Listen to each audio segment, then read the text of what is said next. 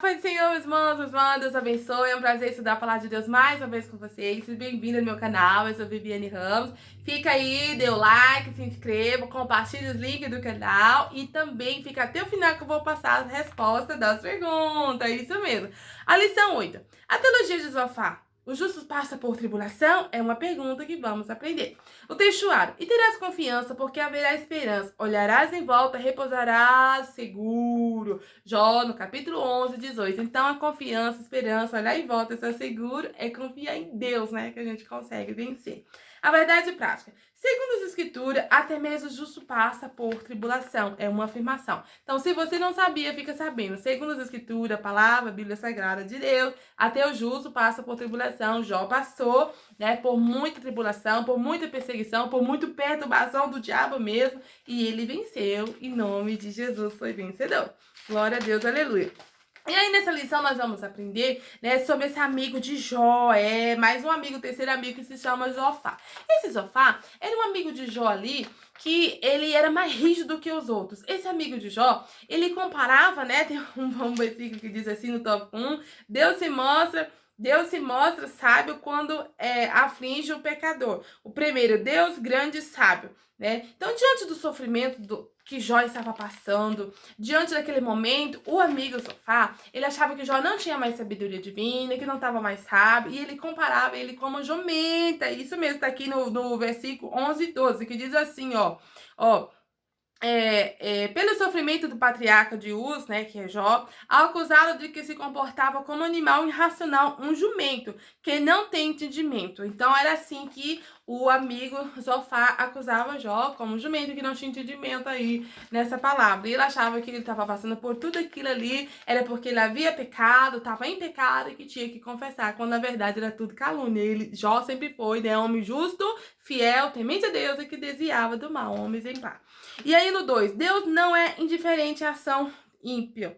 O terceiro amigo de Jó acreditava que ele havia se autodeclarado puro e sem culpa. Ele achava, né, que Jó estava ali, era culpado sim, e que Jó tinha ali que confessar sim o pecado, né? E diz assim para Zofá, se Deus debatesse com Jó, como era o desejo dele, então não haveria dúvida de que ele ficaria contra o patriarca e não a seu favor. Ou seja, o Zofá queria que se isso acontecesse, que ele queria mesmo que Jó confessasse com Deus, falasse com Deus, e que Deus iria ficar contra o Jó, né? Porque Jó estava em pecado, ele achava assim que Jó estava errado, era mal e fez errado e que tinha que confessar. O 3, todos se passando por sábio.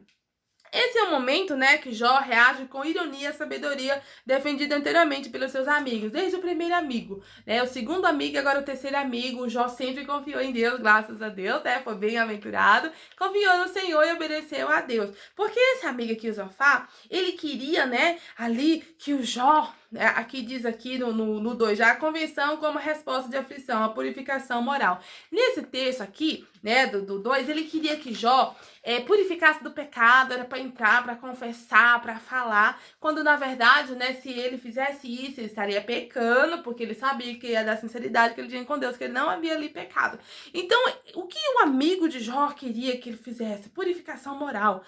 Essa purificação moral, diz assim, Zofá, portanto, clamava a Jó arrependimento e convenção. Ele enumera 3 passos para que isso aconteça. A conduta correta era a oração, renúncia ao pecado. E quando, na verdade, né, Jó estava ali sendo acusado, né, condenado por esse amigo aí, Zofá. E continuando 2, é possível negociar com Deus? É uma pergunta, né? Estudioso declara que Zofá tenta introduzir Jó a negociar com Deus a fim de se ver livre das suas dificuldades. Então, era exatamente isso que Satanás desejava que Jó fizesse. Então, neste momento, esse Zofá foi usado ali por Satanás, né, para fazer o Jó pecar. Porque se Jó tivesse confessado uma coisa que ele não fez, seria uma mentira, então isso sim seria um pecado. Como que o diabo é atrevido, né? Usando ali o próprio amigo. O 3, a angústia de Jó. Então, diante, né, desse insistência da acusação, o primeiro amigo vem dizendo, né, que passou ali, que ele estava pecando, que aquele que plantou colhe, e o segundo também acusando que estava em pecado, que tinha que confessar. Agora vem esse terceiro mais rígido ainda, tratando como jumento.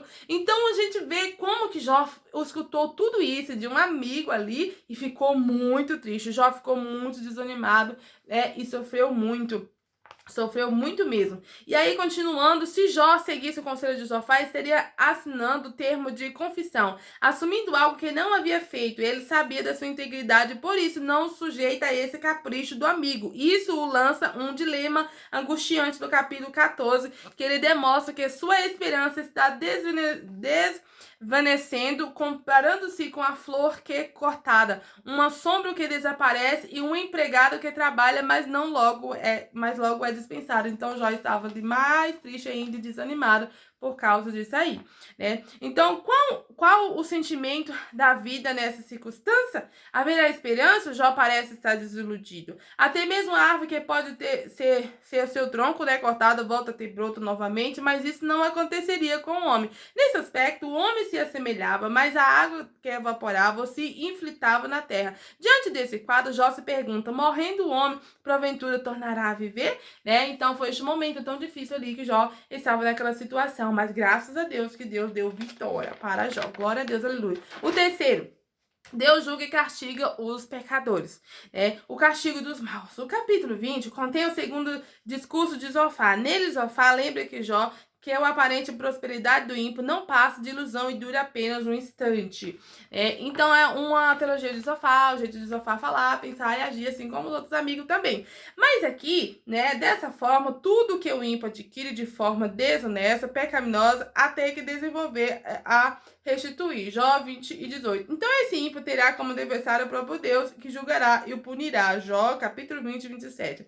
Então, Jó diante de um paradoxo. O capítulo 21 traz a resposta de Jó ao argumento de Zofar, para que o patriarca, a tese de Zofar, de que o ímpio são sempre punidos, era contraditória pela experiência. Os ímpios poderiam sim ser punidos, mas isso nem sempre aparecia acontecer conforme descrito. Por razão, vivem os ímpios, envelhecem e ainda se esforçam em poder? Jó 21 e 7. Jó havia constatado de que o ímpio parecia gozar de longevidade e prosperidade. Jó, capítulo 21 e 8. Além de terem vida longa, eles passam seus dias em total regalia e morria em total felicidade. Como podem constatar-se nesse versículo? Passam eles os seus dias de prosperidade e em paz desce a sepultura. Jó 21 e 13.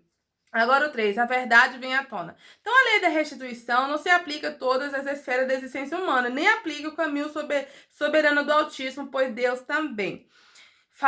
também faz com que o sol, né, a chuva, desça sobre o justo e o injusto, ou seja, quem serve a Deus e quem não serve. A chuva é para todo, o sol é para todo, o frio é para todo, né? E Deus abençoa todo, porque Deus amou o mundo de tal maneira que enviou o Filho dele, Jesus Cristo, para morrer por todo. E Jesus não quer que nenhum se perca, Deus não quer que nenhum se perca, que você que não é crente está ouvindo aí, Deus ama você muito, não quer que você vá para o inferno, não quer que você pereça, mas que você tenha vida eterna, que você possa crer no Senhor Jesus, aceitar Ele, servir, né, em espírito e verdade, vai morar no céu. É isso aí. Glória a Deus, aleluia. Então, né, está aqui, né, essa lição aí, né, essa verdade vem à tônica, né, que Deus, ele não faz acepção, ele ama todo, que Deus ama mesmo a humanidade, que enviou Jesus, né, deu até o Filho dele para salvar todos. Então, você não tem dúvida que Jesus te ama, você é especial para Deus, que você tem que aceitar ele como teu Senhor e seu Salvador para morar no céu, ter vida eterna. Glória a Deus, aleluia. Aí, continuando aqui, né, agora as perguntas. O que Zofar defende? Zofar defende o sofrimento de Jó, fazer uma parte de um justo julgamento divino, pois para ele Deus demonstra grande sabedoria em reprimir os mal. O 2, de que Jó estava certo, a patriarca estava certo, de que havia uma sabedoria do alto, que seus amigos desconheciam por completo e quando revelado ficaria ao seu lado. O 3, quais os 3 passos de Zofar enumeram que Jó supostamente se arrependesse e convertesse? Ele enumera 3 passos para que isso acontecesse: conduta correta, oração e renúncia do pecado. A quarta pergunta: que sinais o patriarca Jó dá diante da acusação dos amigos e do silêncio de Deus, diante das existências da acusação dos amigos e do silêncio de Deus? Jó dá sinais de desânimo, capítulo 12 e 13. O que havia O que Jó havia constatado em relação ao ímpio, Jó havia constatado que o ímpio parecia gozar de longevidade e prosperidade, Jó 21:8. Então está aí, né, as perguntas e respostas. Jó sofreu bastante, mas foi fiel e Deus abençoou quando ele orou. O que me chama a atenção dessa lição, né, e da Bíblia também, que quando Jó orou, muito amor no coração, né, muito perdão e amor, orou pelos esses amigos. Deus mudou o cativeiro quando ele orou por esses amigos. Tem uma historinha aí também das crianças que vocês possam assistir. A história, né, de Jó é muito importante. Quando ele orou por esses amigos, Deus mudou o cativeiro, Deus multiplicou, restaurou a saúde, deu os animais em dobro, a riqueza em dobro, e ele foi bem abençoado. Então é isso aí, que Deus abençoe e continua orando.